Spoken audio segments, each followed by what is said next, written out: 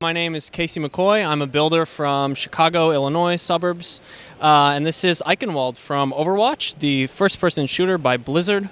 This is about 25 inches by 25 inches by 25 inches in total volume, I suppose, and it's a 6 by 6. There's no payload now, but there probably should be. It's typically a payload map for the game, and it's just a little nice tussle between some of the heroes, and took about 3 months on and off to build. Started with this bridge in particular here.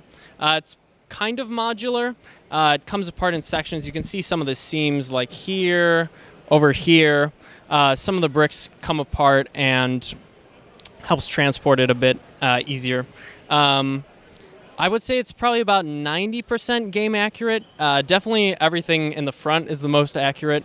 Don't look in the back room because I started to run out of pieces, and it is less game accurate, let's say. It took some artistic inspiration. But yeah, very, very happy with the official Overwatch sets.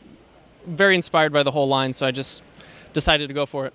I was just going to ask you about that, since LEGO has those official sets. You know, how well do you feel those kind of fit in with the game, and kind of how accurate those were to the game as someone who obviously has spent a lot of time looking at it? I would say the problem with the sets is they're not to scale at all. Okay. It's so when making the mock, it was incredibly difficult to figure out what scale am I going to make the mocks at, because Winston compared to the official Reinhardt set and the official Diva set are like not even close. So the fundamental start with this mock was trying to figure out doorways, I suppose, and that kind of structured everything else. So I was going to say, how reasonably could Winston squeeze through a doorway, and just kind of take it from there. So yeah. Some of the building architecture here really stands out, like your roof techniques especially there, so talk about how you achieved that. Sure. So there's 3 sets of plates that run across here. Just broke part of it. And they kind of just sit on top of one another, bending downward, and then I've got this crown piece, I suppose, that just sits on the top, rests on the top. I would say the actual texturing of everything else, like along the walls, was kind of just looking at the game, referencing that, going back to the building. It was a lot of monotony, especially when Blizzard kicks you out of custom games for staying in them so long because I'm wasting server space. So, like I'm trying to create a work of art here. They just keep on kicking me out. It's so annoying. So, yeah, that was kind of a stretch. Started to run out of dark tan, so I'm glad I made it all work. So, yeah. It did, and then over on this side, you've got almost like a wavy wall effect there. Yeah, so again, in-game, the castle probably stretches like twice as high, right? But I wanted to achieve at least part of the castle wall. That wasn't in the initial plan for the mock. But, you know, once you get started on the rabbit hole, you just keep on going and going and going. So creating that curved effect I thought was important, and definitely sunk a lot of 1x2s into that to create that effect. So. It looks like it. And what's the structure like inside? Because you've built this way up in the base, so how did that come together? So back in the day, probably like my first Brickworld, right, like 9 years ago, we bought like 500 white used 2x4s. So it's a lot of just like, it's very hollow underneath. So again, this is like kind of just how the mock spiraled out of control as far as like, oh, I'll stop here.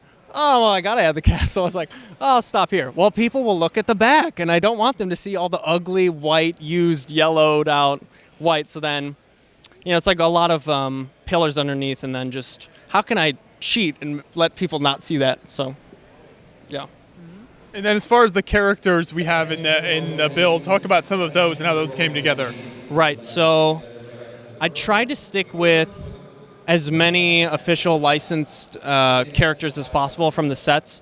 Reinhardt was a big fig custom at one point, where he's got like a rubber band wrapping through his torso with minifig helmets for shoulder plates and really large hands from this like agent set.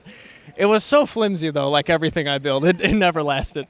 So we ditched Rein, and instead we went with Bastion. So that design over there in the back corner, that is Nick Jensen's design, I believe. We also have, I believe, one second,